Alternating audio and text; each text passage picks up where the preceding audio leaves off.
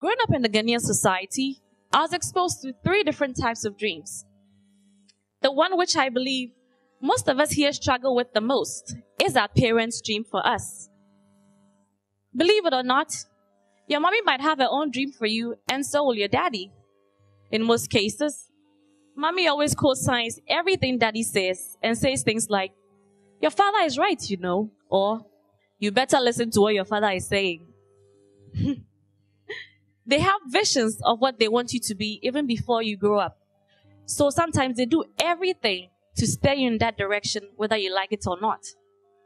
Sometimes, because mommy's dream was to become a doctor when she was younger and then to get the opportunity, she believes you were born to redeem that dream, even though you may not be able to stand the sight of blood. Other times, because the neighbor's son, who daddy does not think is smart enough, just obtained an MBA, daddy will stop at nothing to make sure that you get a law degree just to prove to the neighbors and the family members that he also has smart children. In most of these cases, our parents want to impress their peers and prove to the world that they're great parents. But then sometimes they forget that they neglect what the child really wants. Sometimes they get offended when the child does not like the future they have chosen for them and threaten that their future is ruined if they do not do as they say. The second dream is a society's dream, and this has also been responsible for making us give up on our dreams. First, by ranking careers. When I was choosing a course to pursue in high school, I went to Esi Girls High School. Visual arts, a course like science, was seen as a first choice, whilst visual arts, which was my ultimate choice, and home economics, were viewed as third and fourth choices. Those were the options people chose when they had exhausted all their other options. Sometimes, when people did not gain admission into the science courses, they would choose visual arts only as a way of gaining admission into the school of their choice, sometimes only to change the course the next semester. The ranking of courses by society discourages people from developing their natural talents and forces them into careers they really have no ability for. My late mother was a home economics tutor, and she excelled at it. She was the best when it came to baking, weaving, knitting, and the list goes on. Her passion for these arts were not appreciated, and therefore, she always saw it as a fallback career instead of her passion. This is because when she was growing up, she was expected to become a doctor, and because she could not do it, society did not celebrate her success in home economics, and rather viewed it as a course which was rather learned by housewives. This discouraged her from taking home economics as something, more of a career, as something she really, really wanted to do. The society is also biased towards careers based on gender. A friend of mine, my coworker, told me a story about his guy friend who is a nurse. He finds most of the patients calling him male nurse when they know they can just call him nurse and it will just be fine. The third dream is the ultimate dream, which is often overlooked because of most of the dreams I've listed above. Is our own dream. It's our passion. It's what comes natural to us. It's what wakes us up in the morning. It's that dream that requires some level of sacrifice and service. It's an individual dream, but that which will benefit the society as a whole. There's an African saying that it takes one person to kill an elephant, but the entire community consumes its meat. We in the African society know that one person's problem is everybody's problem. We love and care for each other like the society should. That is the dream I grew up to know because of my parents. And that is the dream I yearned to live even before I left Ghana to pursue my undergraduate and master's degree in the USA. As an international student, I realized that most of my international students' friends came to America to live what we all knew as the American dream, even though a lot of people do not know what it is. I realized that a lot of Americans were not living the lives they really wanted, whilst the rest of the masses were slaving their lives helping other people fulfill their dreams, whilst they were struggling to feed their families from paycheck to paycheck.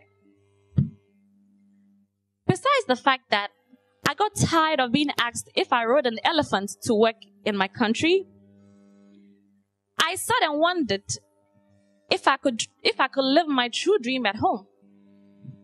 So I wrote a list of the things that could enhance me living my dream back here in Ghana. I realized that in going back to my homeland Ghana to live the African dream, I can have a stable job.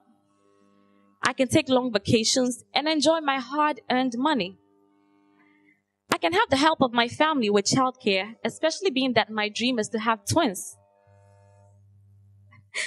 I can count on the support of my family when I go through crisis. I wouldn't have to worry about being illegal. I wouldn't have to worry about being illegal and looking for a green card. Then I thought to myself, why should we even live in someone else's dream? Why can't we create our own? We Africans have come from a continent which has bred some of the brightest and innovative people in the world, like Esi Yankah and Kofi Annan. There's a wise saying that the offspring of an elephant will not be a dwarf.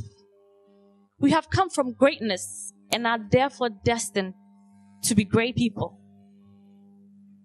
Knowing what the American dream has become should rather enhance the idea of an African dream and not dismiss it. Something within me just wouldn't let me sleep because I felt the need to help young people to create what we call the African dream, which was why I founded my organization called the Africa Mentor Network, an organization whose goal is to inspire, motivate, and network the next generation of Africans while bridging the gap between the young and old in our communities, as well as the rich and the poor. We Africans really have it all. We just don't know it, or let me say, realize it. We have everything it takes within us and within our continent to create a powerful dream for the generations to come. I realized that the greatest obstacles facing us and deterring us from achieving our African dream is our culture. We're not confident in our own culture, and this limits our creative thinking. We end up copying other people's ideas and overlook all the resources we have within our own environment. The society's emphasis on age and the perception of a child as being young and inexperienced puts a limit on the child's manifest abilities. Gender, social class, and disability are also obstacles within our culture. Then there is laziness, where we want quick results without hard work. For example, Sakawa. Sometimes also we use other obstacles as an excuse and simply we just don't try. Based on my experience in the US, I realized that most successful people were successful because they had the right motivation and inspiration from role models in their lives. Unfortunately, a lot of us here lack role models who are people who will take us into their care, motivate and inspire us, as well as those who lead by example. Let's not forget to give a shout out to our corrupt leaders. Sometimes, unfortunately, we encounter discouraging parents and peers, which becomes a great obstacle. While we may blame everyone around us for why our dreams would not manifest, there are a few things that have helped me achieve my dream, and I'll leave with you. First of all, have faith in your dream. Know what you want and go for it. Don't let someone discourage you and say, your dream can't happen. After all, it's your dream, not theirs. Have a plan for fulfilling your dream. Write down what your dream is. Be determined to do whatever it takes to make your dream come to pass. Be willing to share your ideas with others, which is very important. And people who especially motivate you and encourage you to succeed. Be aggressive and persistent. And be willing to do whatever it takes to make your dream work. Be professional. Use your social networks wisely. Facebook, you spend so much time on it, but you can use it very well to your advantage. And simply ask. Don't assume people know what you need. So, my question to you is, how do you want to be remembered? What is your passion? What will it take to attain it? Where would you start? Who would you take along with you? And how far would you take them? So, what is your African dream?